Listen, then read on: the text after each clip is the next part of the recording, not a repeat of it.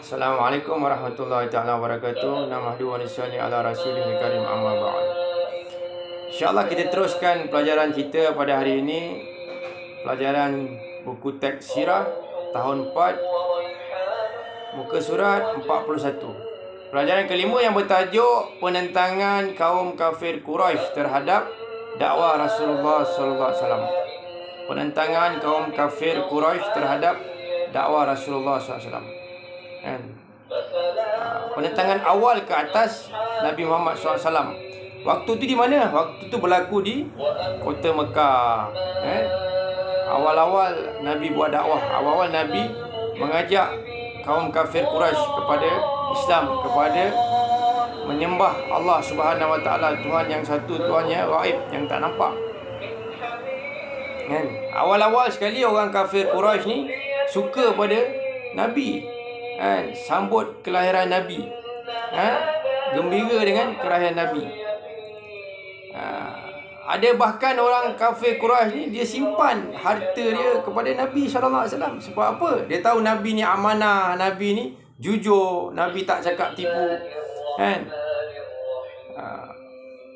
Jadi mereka simpan harta-harta mereka kepada Nabi sallallahu alaihi wasallam. Tapi bila Nabi buat dakwah, Nabi ajak mereka kepada Islam, sembah kepada Allah Tuhan yang satu, beriman kepada Allah Tuhan satu, ibadat kepada Allah, daripada sembah kepada makhluk, sembah kepada Allah Tuhan yang satu.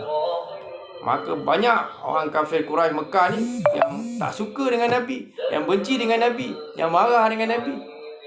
Nabi keluar dengan baju yang bersih, pergi rumah-rumah mereka untuk dakwah mereka kepada Islam, kepada Allah.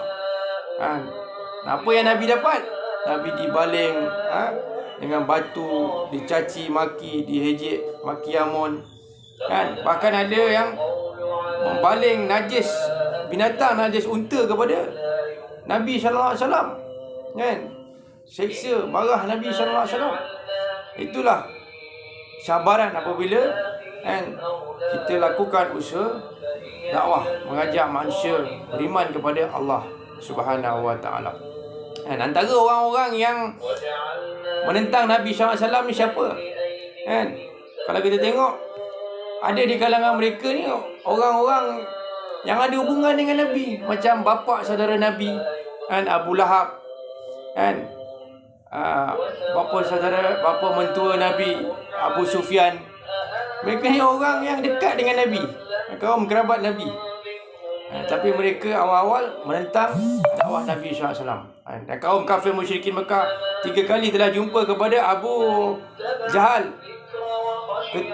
Sebagai apa? Orang yang dikenali Abu Jahal ni di kalangan kaum dia, minta supaya Abu Jahal, kau nasihatlah anak saudara kau tu, iaitu Muhammad tu, supaya jangan buat dakwah, jangan ajak kami kepada Allah Tuhan yang satu, jangan ajak kami sembah kepada Allah Tuhan satu. Agama kami ni agama yang lama, agama yang benar, agama yang daripada nenek moyang kami dulu. Sekarang Muhammad datang, Muhammad nak bawa agama baru, ajak sembah pada Tuhan yang satu, Tuhan yang boleh selesaikan segala masalah. Kenapa mereka sembah berhala? Ada 360 berhala dekat keliling Kaabah pada waktu ketika itu. Satu hari satu Tuhan, satu hari satu Tuhan sembah. Ada Tuhan hujan, ada Tuhan minta panas, ada Tuhan minta sihat, macam-macam Tuhan lah.